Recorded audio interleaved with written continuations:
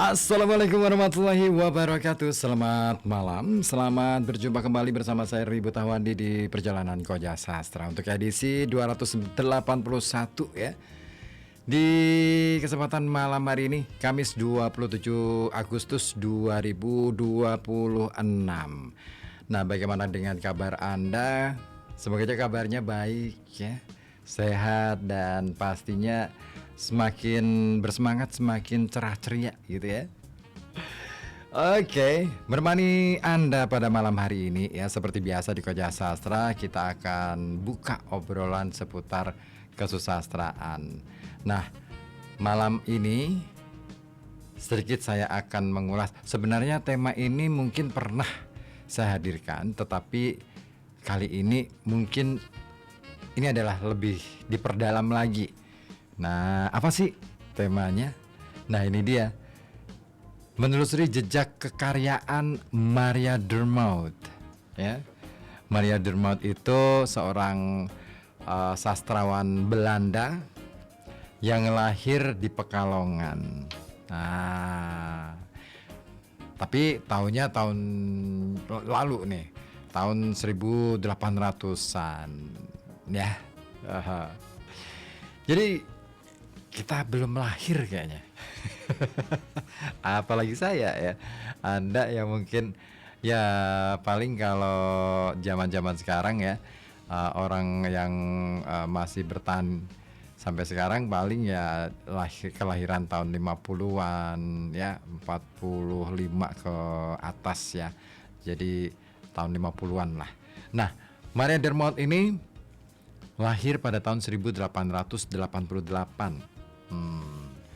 Dia adalah seorang noni Belanda ya, yang kemudian mengabdikan dirinya sebagai seorang novelis, menulis banyak karya dan juga karyanya unik ya, karena selain berbahasa Belanda, tapi dia lebih banyak mengungkap kisah-kisah lokal.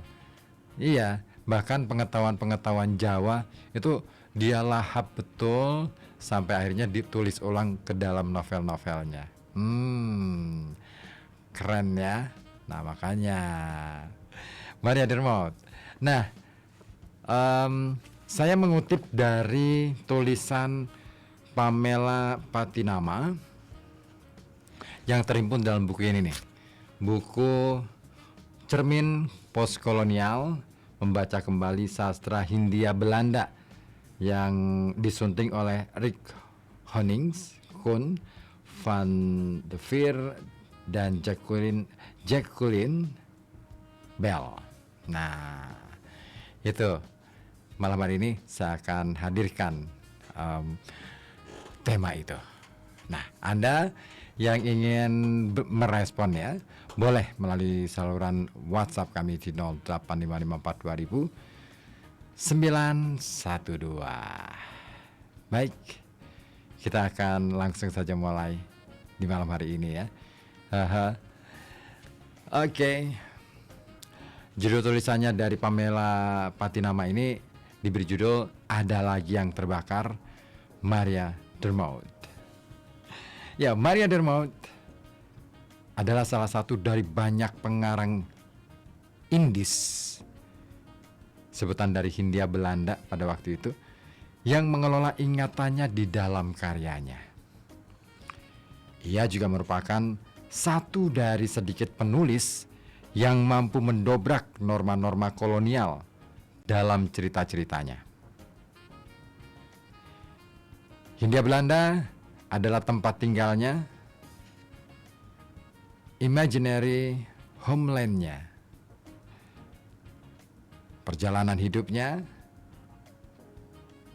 dan ketika diminta menceritakan hal penting tentang perjalanan hidupnya, ia menjawab, "Aku berada di Hindia sampai usia 12 tahun. Kemudian mana nih? Dari umur 17 sampai 45 tahun dengan sejumlah interupsi singkat. Nah, walaupun berada di Belanda selama bertahun-tahun, ia tetap memiliki akar di Hindia.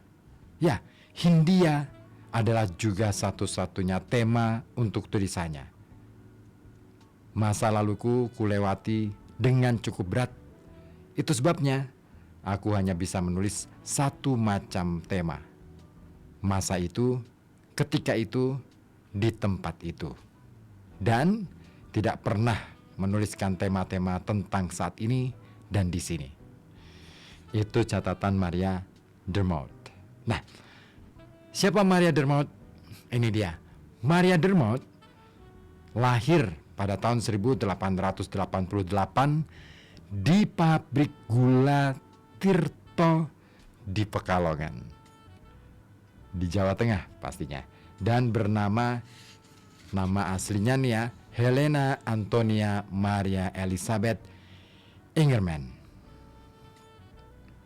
Ia meninggal dunia pada tahun 1962 di Noordwijk, Belanda. Dan sejak masa kecilnya, ia kerap melakukan perjalanan antara Belanda dan koloni. Di usianya yang masih sangat muda pada waktu itu, 18 tahun, ia menikah dengan pengacara bernama Jacques Dermout. Jadi nama Dermout itu diambil dari nama suaminya sebagai nama keluarga. Nah, setelah menikah pun dia rupa-rupanya masih hidup berpindah-pindah. Maria tinggal di sini, di sana, di mana-mana, di Jawa, Maluku, bahkan Belanda. Nah, di Hindia ini kawan, sang pengarang termasuk ke dalam elit Eropa. Ayahnya adalah seorang juragan gula dengan keluarga yang dari generasi ke generasi mempertahankan ikatannya dengan Hindia. Ibu Maria yang meninggal di usia muda dan ibu tirinya pun orang Eropa.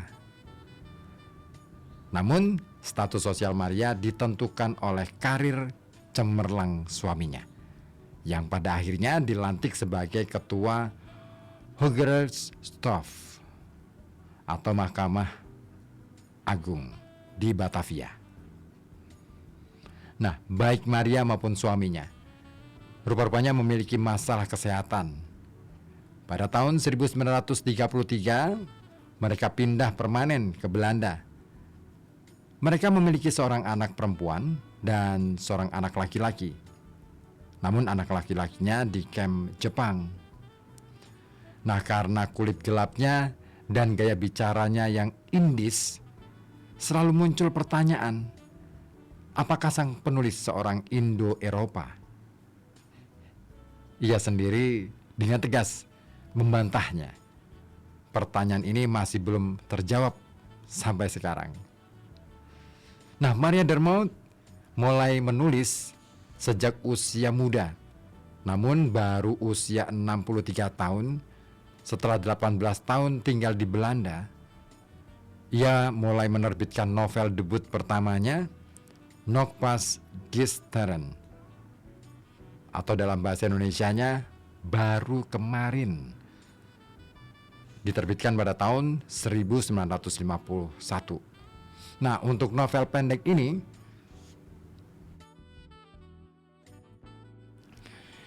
ia memperoleh penghargaan khusus dari Jan Kamprad Stichting setelah antologi cerpenspel van Tiva Gongs atau permainan Gong Tiva yang terbit pada tahun 1954.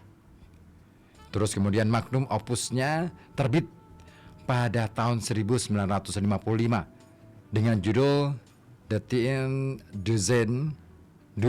Dingen atau ke-10.000 hal. Edisi bahasa Indonesianya terbit dengan judul Taman KTKT. Nah, untuk novel yang sangat mengesankan ini, ia mengolah fragmen dan sketsa yang dicatatnya 40 tahun sebelumnya, ketika tinggal di Maluku antara tahun 1910 sampai 1914.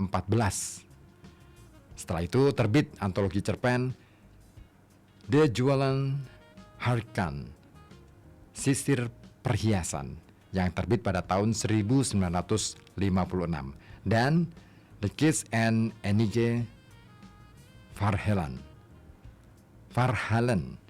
Peti dan Sejumlah Cerita yang terbit pada tahun 1958.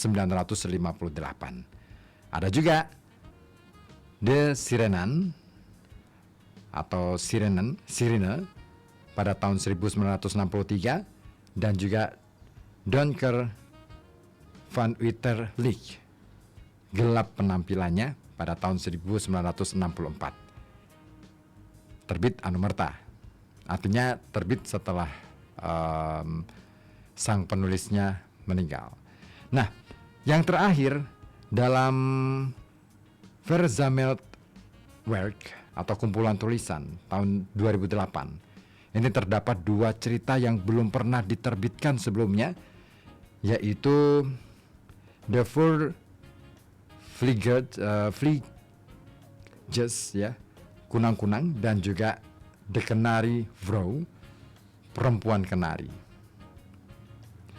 Dan pada tahun 1956, Dermot menerima Kulturprijs Arnhem. Pada tahun 58, dia meraih Tolenprijs untuk seluruh karyanya. Nah, tulisannya diterjemahkan ke dalam bahasa Jerman, Inggris, Spanyol, Tionghoa, Islandia, Italia, Denmark, Arab, Indonesia, dan juga bahasa Perancis. Nah, dan The Tien Duitsten Dingen ini adalah karyanya yang paling tersohor. Terjemahannya di Amerika terpilih sebagai salah satu buku terbaik pada tahun 1958 versi Time. Nah, meski begitu ini kawan, selain pujian sedikit banyak, Maria juga mendapatkan kritikan yang tidak disukainya. Ia dituduh menulis cantik saja, alias menulis yang indah-indah saja. Kemampuannya dianggap kopong dan terbatas. Gaya tulisannya dinilai kaku, dibuat-buat dan tidak luwes. Ya, tidak semua orang tahu bagaimana menyikapi gaya berceritanya yang enigmatis itu. Namun, baru-baru ini karyanya dikenal secara internasional. Corak serta gaya berceritanya yang menarik perhatian sangat dikagumi. Sering berjalannya waktu, banyak yang menulis tentang karyanya dan banyak orang melihatnya sebagai salah satu penulis Indis yang berpengaruh. Nah, tapi terlepas dari itu semua, Maria juga terpilih. Maria tetaplah seorang pengarang bagi Heavy View. Nah, cerita-cerita Dermot ini dikenal senyap, indah, hikmat, samar, dan misterius. Nah, oleh sebab itu, tampak ganjil ketika karyanya dikaitkan dengan politik atau ideologi. Lagi pula sang penulis sendiri menyatakan bahwa ia tidak tertarik dengan politik atau motif-motif kolonial. Namun meskipun sangat indah nih kawan, setiap cerita sastra merupakan sebuah penanda kultural dan politik sekaligus. Dan dalam konteks ini, Pamela mendekati narasi-narasi Dermot, dan mungkin inilah sebabnya dasar pemikirannya yang politis bisa dideteksi, meskipun tidak mencolok, namun nyata terjalin di seluruh komposisi, tematik, dan struktur narasinya. Maria hidup dan bekerja di masa kolonial dengan segala kesenjangan, rasisme, dan kekerasannya. Tidak seorang pun mampu menempatkan diri sepenuhnya di luar ideologi yang mempunyai ruang dan waktunya sendiri itu. Nah, latar cerita-cerita Maria sebagian besar berada di konteks zone kolonial, yaitu ruang bertemunya penduduk asal dan para pendatang Eropa. Dan maka pertanyaannya tentang muatan kolonial dalam karya Dermot Ini menjadi relevan. Gagasan apa saja yang muncul dalam karyanya terkait relasi kuasa yang timpang antara perempuan dan laki-laki Eropa dan Asia, dan sejauh mana karya sastranya menentang pemikiran kolonial dan rasisme. Apakah representasinya tentang Hindia menjustifikasi privilege kulit putih, yaitu hak istimewa yang biasanya tidak diakui orang-orang Eropa di Hindia? Nah, disinilah pertanyaan-pertanyaan yang diajukan Pamela menjadi sesuatu yang menarik sebagai acuan untuk meneliti atau menelusur jejak karya dari Maria Dermout ini. Nah, sastra ini dapat mengkonfirmasi norma-norma atau ideologi kolonial, sekaligus mampu mendobrak pemikiran tertentu. Nah, untuk mendapatkan pemahaman tentang efek ideologis dari teks-teks Dermout, secara khusus Pamela memperhatikan struktur narasinya, siapa yang mendapatkan hak bersuara, dan melalui kacamata siapa kita melihat semesta kolonial. Realitas siapa yang diekspresikan dan apa saja yang tidak masuk ke dalam kerangka naratif tersebut.